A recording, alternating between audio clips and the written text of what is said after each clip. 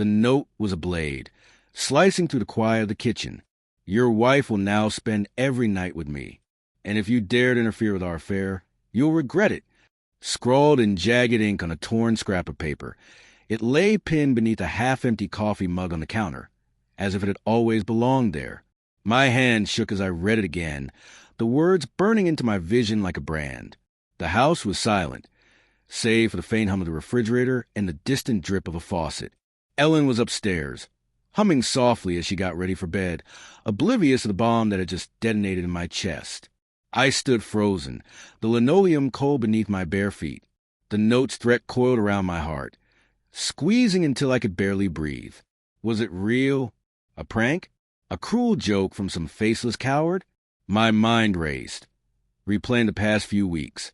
Ellen's late nights at the office, her distracted smiles, the way her phone buzzed at odd hours, her quick fingers locking the screen before I could glance at it. Small things, easily dismissed. She was stressed, I told myself. Her promotion demanded more. But now those moments felt like shards of glass, cutting deeper with every memory. I crumpled the note in my fist, the paper crackling like dry leaves. My first instinct was to storm upstairs, to demand answers, to shake her until the truth spilled out. But what if I was wrong? What if this was a lie, and my accusations shattered the fragile trust we'd rebuilt after last year's fights? I sank into a chair, the wood creaking under my weight, and stared at the crumpled paper.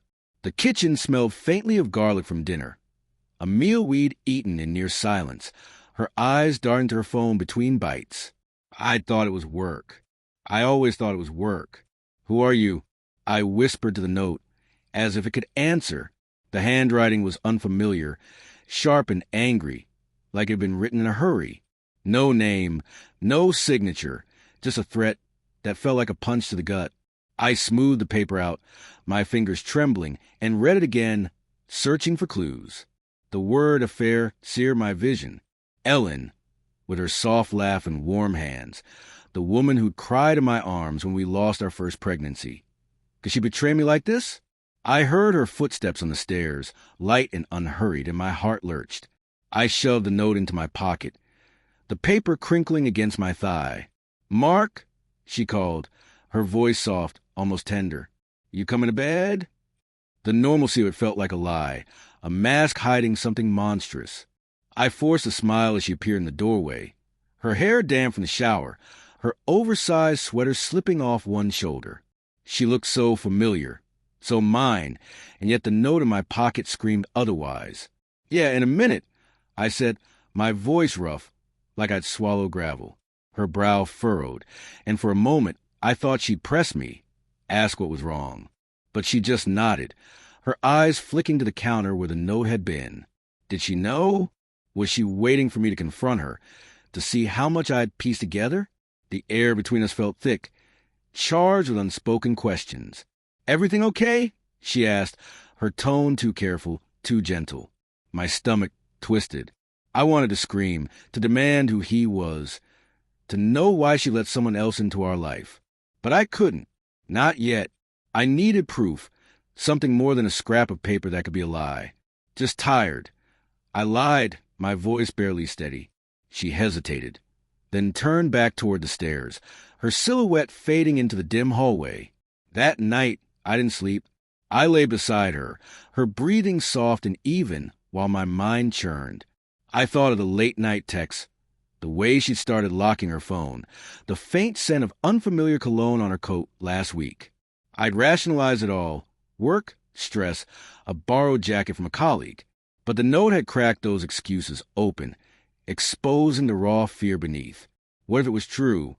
What if she was slipping away, night by night, into someone else's arms? The next morning, I waited until she left for work, her goodbye kiss cold against my cheek. I tore through her things, her purse, her desk, her email, hating myself with every violation. Nothing. No proof. No answers.